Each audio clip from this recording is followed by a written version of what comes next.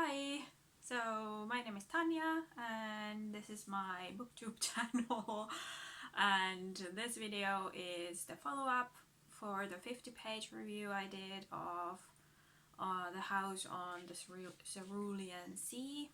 I finished the audiobook maybe like 2 weeks ago, but I didn't make the video until now. I kind of wanted to think about how I felt about the book before making the video, and I talked to my friend who's already also like listened to it, and I think that actually helped me formulate my thought a bit better. In general, I would give this book 3 out of 5 stars. It was a very simple, feel-good story. My friend said it was like an adult fairy tale, and I think that's a pretty good way of putting it. For me, it was a bit too simple. Everything was resolved very easily. There was almost no conflict in the book, and the conflict that there was, I felt it was all resolved very simply, very easily. There wasn't really anything, there was no point in the story where I felt like there was some kind of peril for the characters or something bad might happen to them. So that might be something like a really positive thing for some people who read this book, but I found it, the lack of stakes made it kind of a bit boring. I also kept thinking about two things the whole time I was reading this book or listening to it on audiobook form. Was that, what is the genre of this book? Is this fantasy? Is this a romance novel? I think it is primarily supposed to be a fantasy book, but it's not really fantasy in the sense that I think of fantasy. Like nothing fantastical happens. There's no great plot involving magic. There are only like people who have superpowers or magical abilities, or that they are magical creatures like gnomes, for example, but they exist in a mundane world. And it doesn't really go anywhere, if that makes sense. The magical children in the book are more like a thinly veiled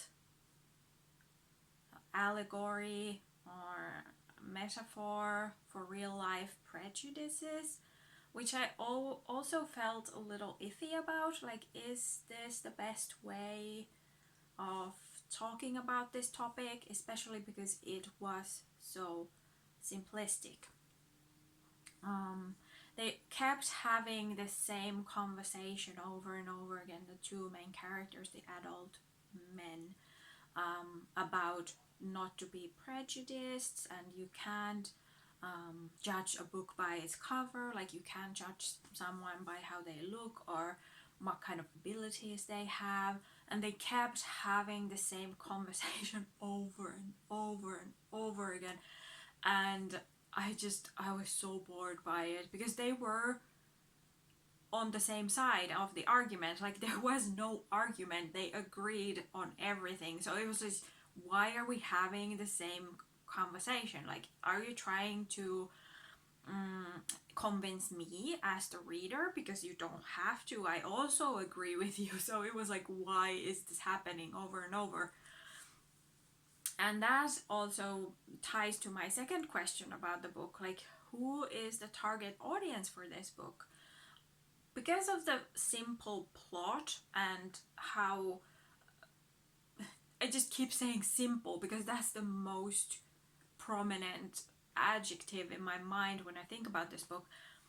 But because it was structured like that, and there was almost no conflict, and everything is settled very easily, and everybody lives happily ever after, I was like, is this meant for middle grade readers, like 12-year-olds or something? But at the same time, obviously, the main characters, the men, they're in their 40s, and that doesn't really fit into that framework of middle grade books. So that's why I think that my friend's assessment of this being an adult fairy tale kind of fits. Like, you're just supposed to go with it. You're supposed to just accept this world as it is and not ask questions and just enjoy the happy feelings, the domestic feelings, that sort of thing. But I think as a reader, I'm not wired like that. I kept having questions about the world building. I kept thinking, like, there was this just one small thing that kept like snagging in my brain. Like, is this set in our world? Like, is this alternative Earth? Is this a fantasy world? They never say what the country is called where Linus and these others live. It seemed very English, but who knows? It never establishes a time period. Like, people have electricity, they have computers, but they don't seem to have cell phones or the internet. People are using typewriters.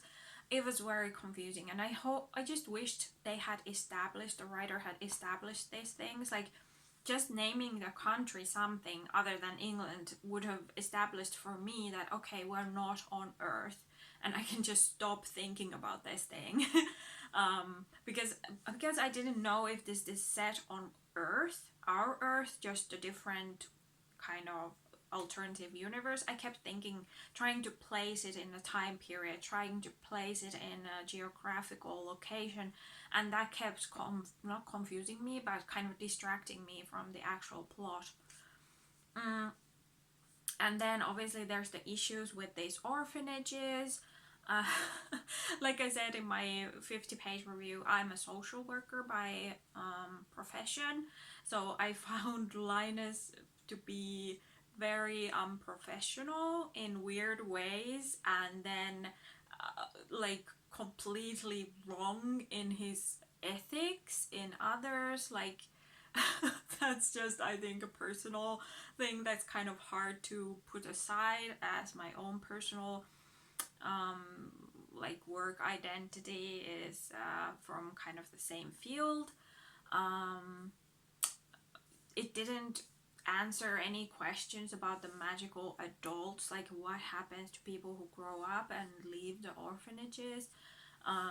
It hinted that it's very hard for them to get jobs or integrate into society, that they're always watched, but we never meet any other magical adults except Mr. Parnassus and then that sprite lady on the island, but they're obviously like outliers, so it was just quite confusing to think how these magical beings and people with magical powers, how do they work in the society that seemed to be so dead against them.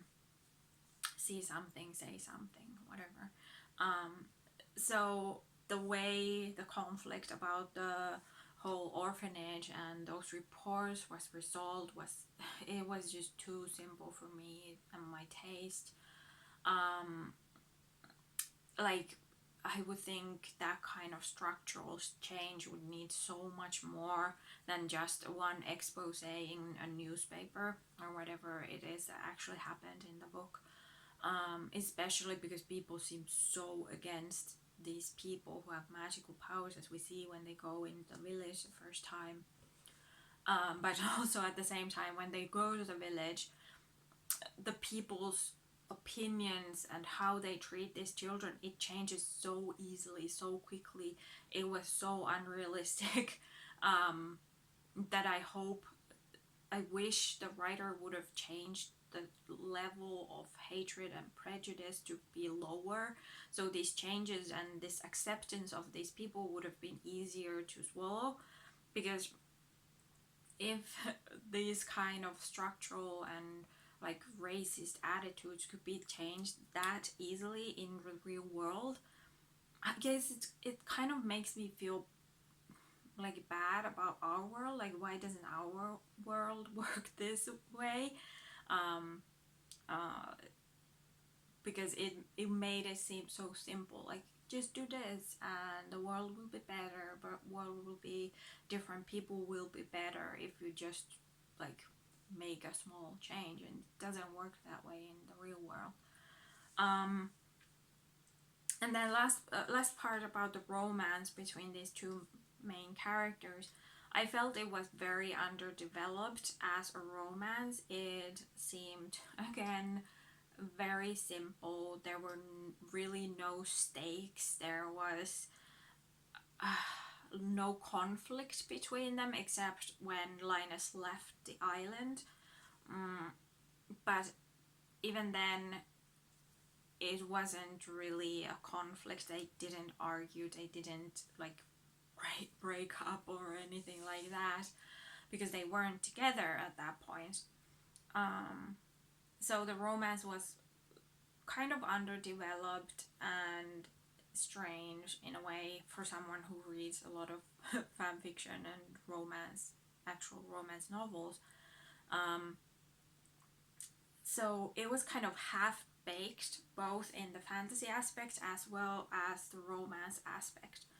And then I have one gripe about the children.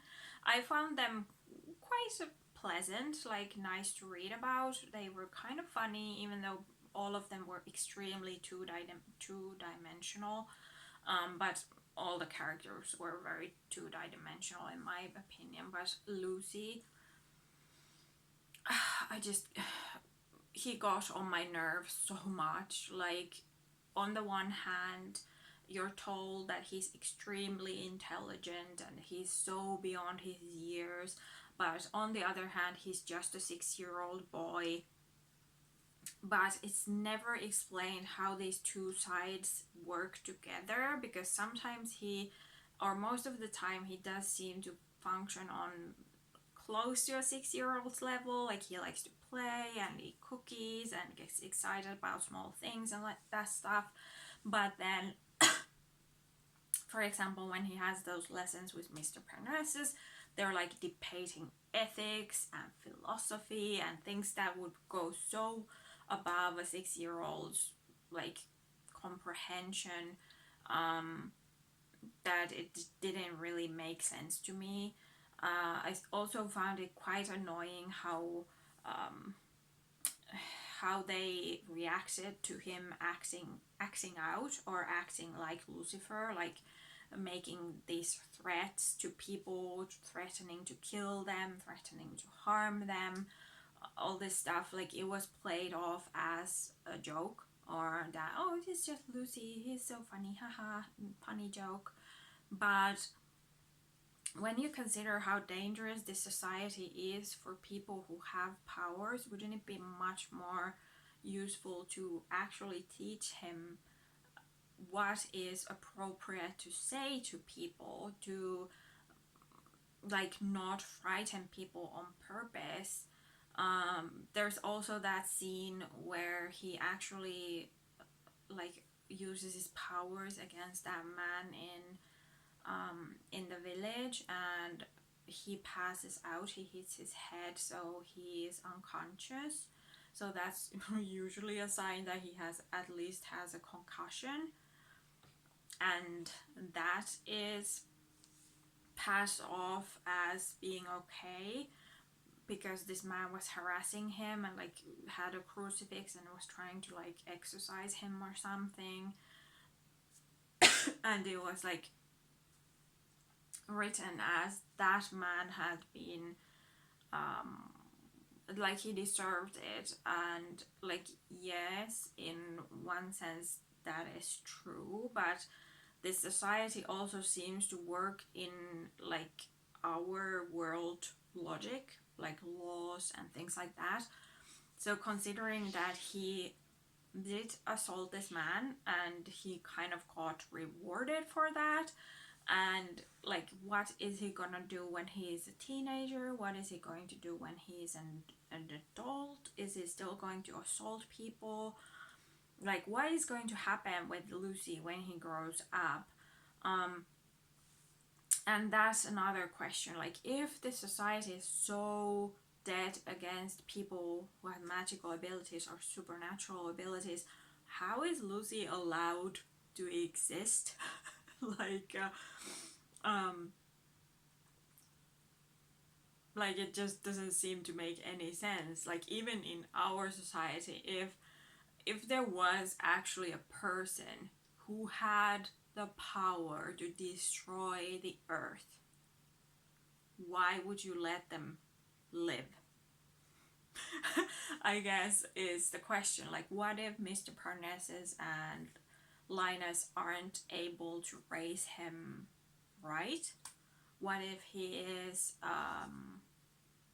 like, what if he actually is like a psychopath?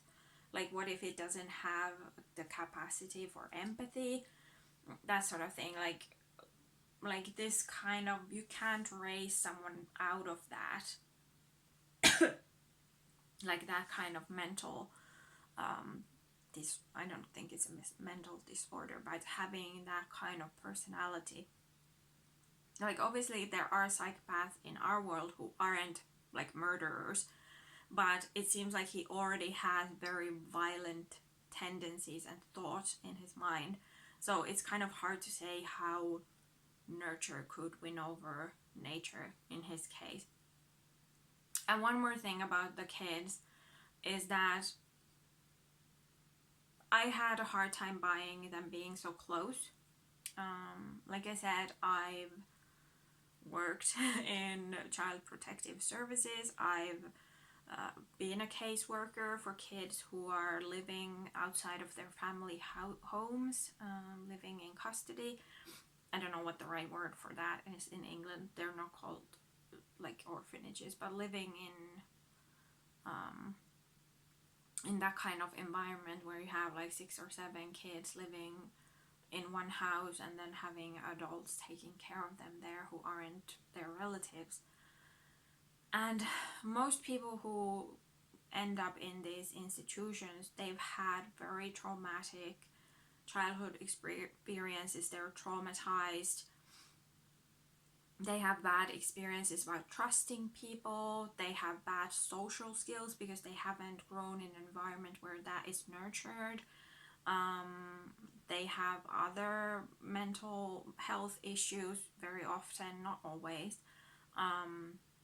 They haven't had the kind of early childhood development where you can form these safe, trusting bonds with others. So having these kids all come together in this way, loving each other, so obviously loving Mr. Parnassus, willing to love Linus, it just kind of seems unrealistic. And again, comes back to this being a fairy tale and not a realistic depiction of real people. Like I said, the kids, the adults, everybody's very two-dimensional. Like, Mr. Parnassus had a terribly traumatic and abusive childhood, but he's incredibly well-adjusted, doesn't seem to be traumatized at all, being locked up in a basement for who knows how long and being hit, physically abused, mentally abused for years and years. Like, and there's no mention that he ever went to therapy. So it just, you're just not supposed to think about that stuff very deeply at all. And I don't know, like, it's hard for me personally to do that. So I guess to bring it all back together, I gave it 3 out of 5 stars. It's a nice story. It's very easy to listen to. The audiobook narrator did a good job. I really liked his voice, and he did kind of nice voice acting. It wasn't too over the top. The book could have been shorter. That would have been fine. Like, you could have cut at least 100 pages of it, especially in the middle where they just kept repeating the same conversations over and over. But if you're looking for something light and easy and just kind of gives you like a nice feeling inside, like things can be resolved, people can find a place where they belong, they can find love, then I think you would enjoy this book a lot more than I personally did. I will give it props still for having these main characters be in their 40s and find love for the first time. That is really nice to see, and I think it's too rare. And yeah, I don't know. I guess I'm not gonna look out for other books this author has written. He didn't, or they didn't, I'm not sure what their gender is or what pronouns they prefer, but they didn't really impress me with their prose. I thought the prose was also very straightforward, very simple, and it did the job. It was very functional, it was fine, it flowed well, but it wasn't the best book I've ever read, I guess. But yeah, very inoffensive, very feel good, light read. That I think you could definitely give to a teenager to read if they prefer this kind of story. It's very PG. I think there's like a few kisses. There's no violence. Well, there's some violence mentioned, but it's not graphic. I don't think it's graphic. There are mentions of hurting animals. Lucy talks about that he's not allowed to kill animals or do stuff like that, but no animals are actually harmed in the book. There is some talk of like traumatic childhood experiences, but again, not graphic. But those are kind of the trigger warnings I can think of. Yeah, so those are my thoughts on the book. If you've read it, I would love to hear your thoughts in the comments, and feel free to subscribe to my channel if you like book reviews on fantasy, and especially queer fantasy or romance. That's kind of my my area of interest, and hopefully I'll see you in the next video. Bye!